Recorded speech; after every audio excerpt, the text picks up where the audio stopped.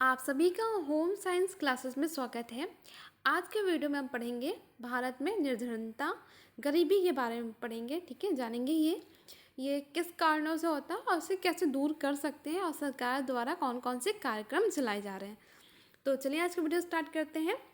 भारत में निर्धनता, सामान्य रूप से निर्धनता को एक ऐसी स्थिति के रूप में परिभाषित किया जा सकता है जिसमें लोग अपनी मौलिक आवश्यकताओं को भी संतुष्ट करने में असमर्थ होते हैं। ठीक है, उनकी जो मौलिक आवश्यकताएं है, रोटी कपड़ा मकान, वो पूरा नहीं कर पाते। ठीक है, और निर्धनता की परिभाषा और मापने की विधियों में विभिन्न देशों में अंतर होता है।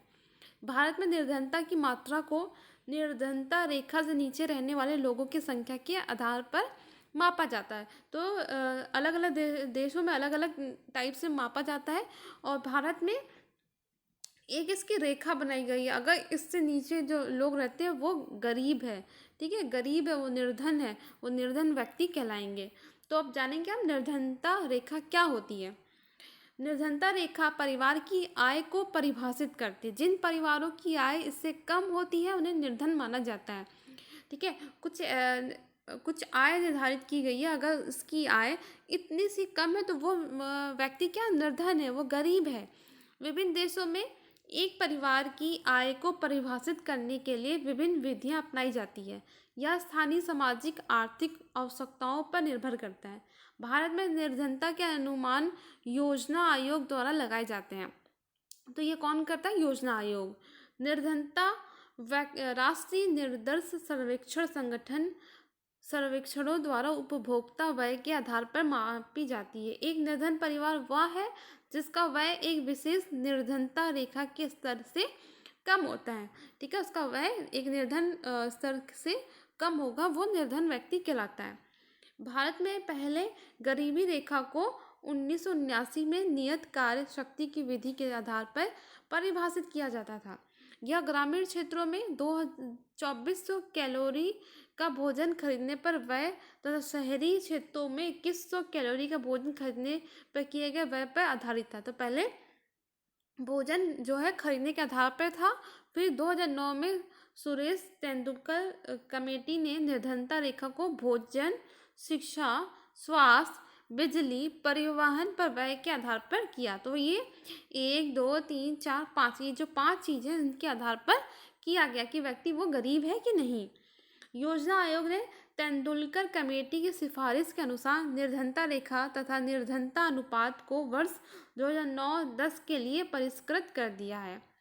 इसने निर्धनता रेखा का अनुमान संपूर्ण भारत के स्तर पर लगाया है, जिसमें ग्रामीण क्षेत्रों में प्रति व्यक्ति मासिक उपभोग व्यय 663 रुपये तथा शहरी क्षेत्रों में 860 रुपये है। तो ये मासिक अगर कोई खर्च करता है, इसलिए कोई व्यक्ति जो ग्रामीण क्षेत्रों में 663 रुपये तथा शहरी क्षेत्रों में 860 रुपये प्रति माह व्यय करता है, उसे निर्धन रेखा से नीचे रहने वाला परिभाषित किया जाता है। तो वो निर्धन रेखा से नीचे है वो, अगर वो प्रति माह इतना खर्च करता है।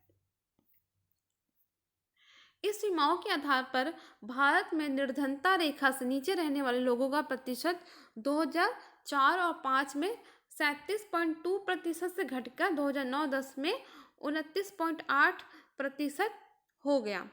निरपेक्ष रूप में भी निर्धन लोगों की संख्या इस अवधि में घटकर 52.4 मिलियन रह गई है।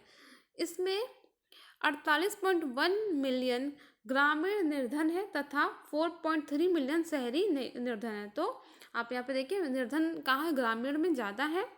इस प्रकार निर्धनता 2004-5 से 2009 और 10 की अवधि में 1.5 दर प्रतिवर्ष कम हुई है। ठीक है, 93 और 94 से 2004-5 की तुलना में 2004 और 2005 से 2009 और 2010 में गरीबी में 2 गुनी कमी आई। तो गरीबी में कमी कब आई है? 2004 और 2005 से 2009 और 2010 में गरीबी कम आई है। तो वर्ष आप देखिए यहाँ पे वर्ष 1993-94 में ग्रामीण में 50.1 था और शहरी में 31 था। तो ये योग कितना 45.3%। ठीक है, और यहाँ 9 और 10 में देखिए 29.8%। ठीक है, भारत में निर्धनता के कारण, तो हाँ, ये तो जान गया कि गरीबी निर्धनता क्या होता है, उसको कैसे मापा जाता है। तो अब इसके कारण क्या है? तो कारण है हमारा गरीबी का दुष्चक्र। यह कहा जा सकता है कि एक देश निर्धन है क्योंकि वह निर्धन है, यह विचार रैगनर नर्सकी द्वारा दिया गया है, जिसने गरीबी के दुष्चक्र की समस्या को उजागर किया। बचत का नीचा स्तर निवेश की सीमा को घटाता है। निवेश का नीचा स्तर कम आय पैदा करता है। इस प्रकार निर्धनता का चक्र अनिश्चित काल तक चलता रहता है। जब हमारे पास कोई पैसा आता है, ठीक है, धन आता है, तो क्या धन आता है तो हमारा जो धन आता है सब में खर्च हो जाता है, कोई बचत नहीं होता। अब बचत नहीं होगा तो हमारे पास पैसा नहीं बचेंगे तो अगले काम के लिए यूज़ नहीं होगा। जितना पैसा आ रहा वो सब खर्च हो जाता है। ये चक्र चलता रहता है, ये गरीबी का चक्र कहलाता है। नीची प्राकृतिक संसाधन क्षमता। एक परिवार निर्धन होता है यदि उसके अधिकार में आय कमाने वाली परिसंपत्तियों का योग, जिसमें भूमि, पूंजी तथा विभिन्न स्तरों के कौशल का श्रम निर्धनता रेखा से अधिक आय उपलब्ध नहीं करा सकता। गरीबी के पास मुख्य रूप से अकुशल श्रम होता है, जिसे मजदूरी आय का उच्च स्तर नहीं प्राप्त होता है। अगर वो काम कर रहा, मजदूरी भी कर रहा है, उसको अच्छा पैसा नहीं मिल रहा है, तो वो निर्धन ही रहेगा, वो गरीब रहेगा, वो कभी उठ नहीं पाएगा। आय और संपत्तियों के विवरण में असमानता। आय और परिसंपत्तियों का विवरण भी आय के स्तर को निर्धारित करता है। आर्थिक असमानताएं भारत में निर्धनता के प्रमुख कारण है।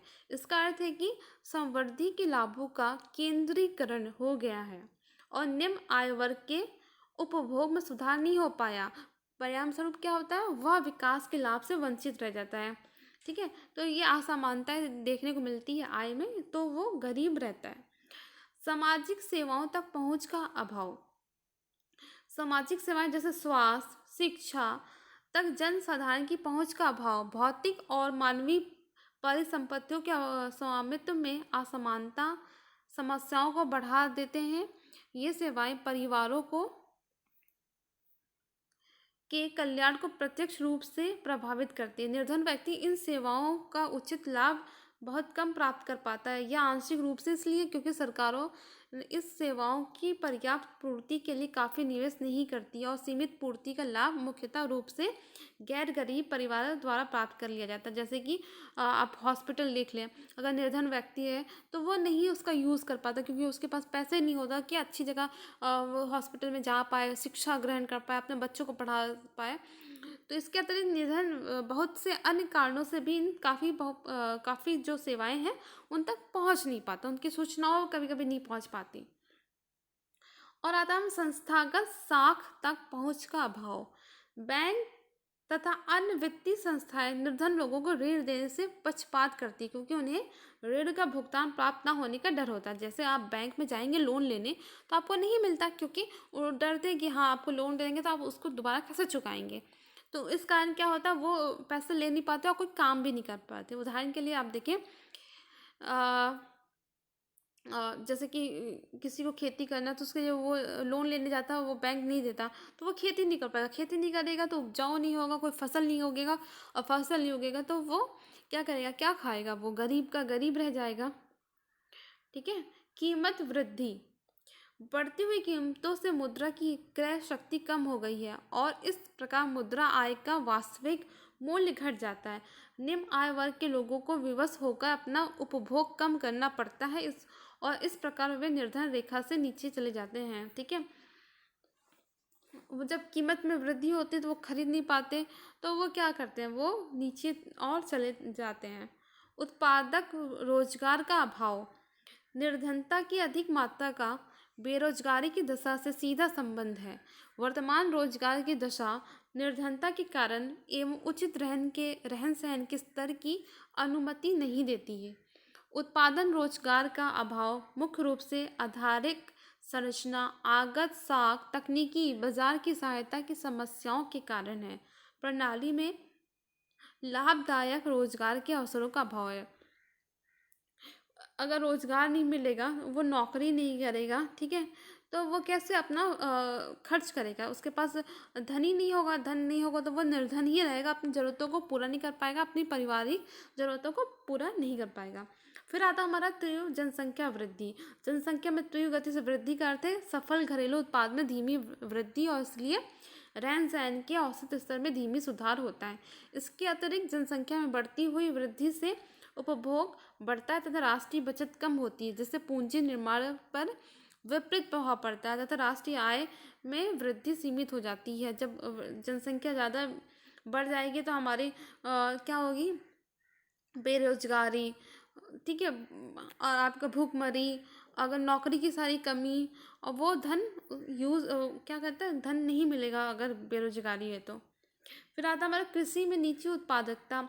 खेतों के छोटे छोटे और बिखरे हुए होने से पूंजी का अभाव, कृषि की परंपरागत विधियों का प्रयोग, अशिक्षा आदि के कारण कृषि में उत्पादन का स्तर नीचा होता है। ग्रामीण क्षेत्रों में निर्धनता का यह मुख्य कारण। तो अगर ग्रामीण क्षेत्र में देखें तो ये निर्धनता का सबसे मुख्य कारण है, क्योंकि कृषि में नीची उत्पादकता होती है। अगर वो छोटे छोटे पे खेती करते हैं तो वो उपजाऊपन नहीं रहता है, और उनको नॉलेज भी नहीं होती कि कैसे उसको उपजाऊपन बनाएं। तो उसका सामाजिक कारण देखा अगर जाए तो इसमें शिक्षा है, वो शिक्षा सामाजिक परिवर्तन का एक एजेंट है।